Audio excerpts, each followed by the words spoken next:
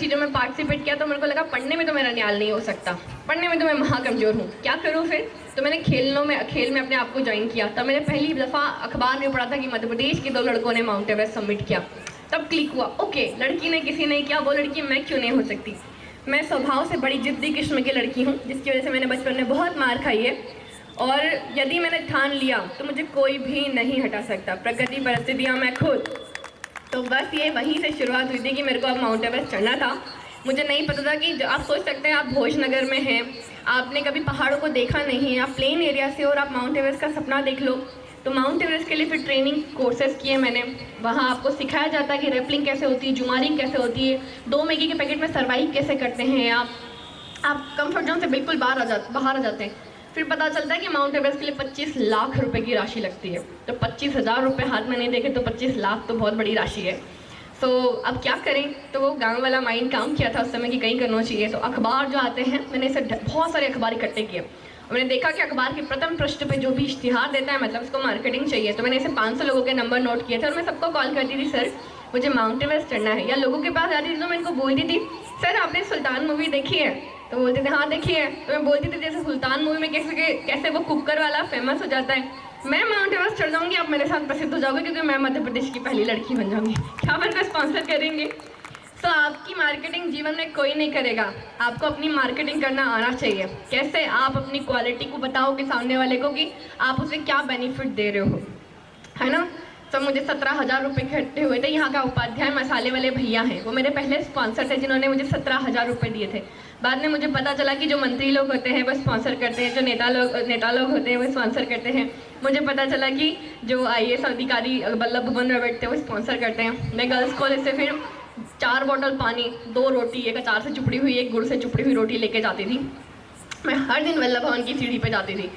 मुझको कोई स्पॉन्सर नहीं करता था, तो मैं कई बार दफ़ा भगा भी देते थे, क्योंकि भाई गांव से तो आप सलवार सूट और वैसे ही जाओगे ना, पीछे बैग टंगा हुआ है। बट ये था कि माउंट एवरेस्ट तो चढ़ना ही है।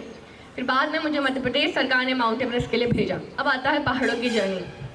माउंट एवरेस्ट का एक्सपीडिशन 2 महीने का होता है। हमारे 4 कैंप होते हैं। 17 दिन में हम बेस कैंप पहुँचते हैं। बेस कैंप में भी आपका हार्ट 5,345 मीटर की हाइट पे ऐसे पंप करता है जैसे 10 मंजिला इमारत पे आप चढ़ने के बाद आपका दिल धक धक करता है सीढ़ियों पे। It's like same.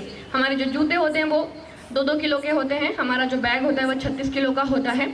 हम लोग रात के टाइम हमेशा क्लाइंबिंग करते हैं क्योंकि उस समय स्नो हार्ड होती है, एवलांच आने के चांसेस कम होते हैं। हम रात को क्लाइंब करते हैं। बेस कैंप पहुँचने के बाद आपका शेरपा आपके आगे होता है। शेरपा मतलब गाइड, जो आपसे आगे चल रहा होता है। हम उसको फॉलो करते हुए कंटिन्यू जाते हैं।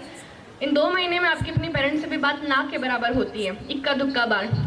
रात को कंटिन्यू आपको चलना है। एज ए गर्ल आपको ज़्यादा प्रॉब्लम होती है क्योंकि मैं जिस विभाग की बेटी बचाओ बेटी पढ़ाओ अभियान की ब्रांड एम्बेसडर हूँ।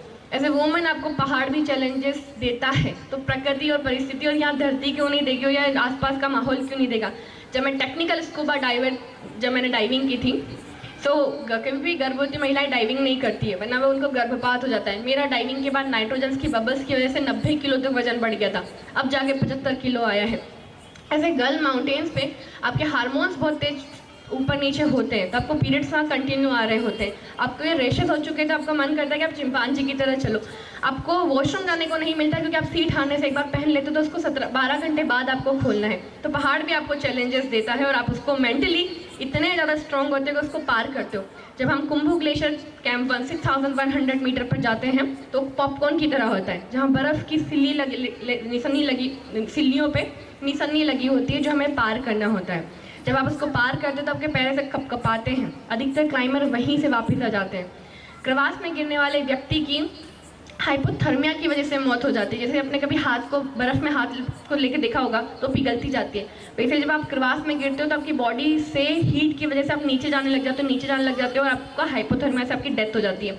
एकदम क्रवास मतलब आपने सूखी मिट्टी को फटी हुई लकीर देखी है, वैसे बर्फ में बड़ी बड़ी लकीर होती है। आप गिरते हो तो आपका पेट और पीछे की चमड़ी ऊपर आ जाती है, आपका पूरी आंतड़ियाँ बाहर निकल जाती हैं। हम ऐसे 45 लीटर पार करने के बाद कैंप 1 पहुँचते हैं 6100 मीटर की हाइट पे, जहाँ आपको डिहाइड्रेशन की वजह से आपके होंठ सफ़ेद पड़ चुके होते हैं, आपका यूरिन का कलर रेड हो चुका होता है। आप टेंट लगाते हो, बर्फ़ खोदते हो, पिघलाते हो और फिर पानी पीते हो। अब वहाँ रात रुकते हो, फिर वापस आते हो। अगला रोटेशन होता है कैंप 1 कैंप 2 6500 मीटर, जहाँ आप गए थे फिर से आपको दोबारा वहीं आना है, उससे ऊपर जाना है, जहाँ आपको कंटिन्यू चलने के बाद जब आप कैंप 2 पहुंचते हो लोगों का पेट का एसिड वहां से बाहर निकल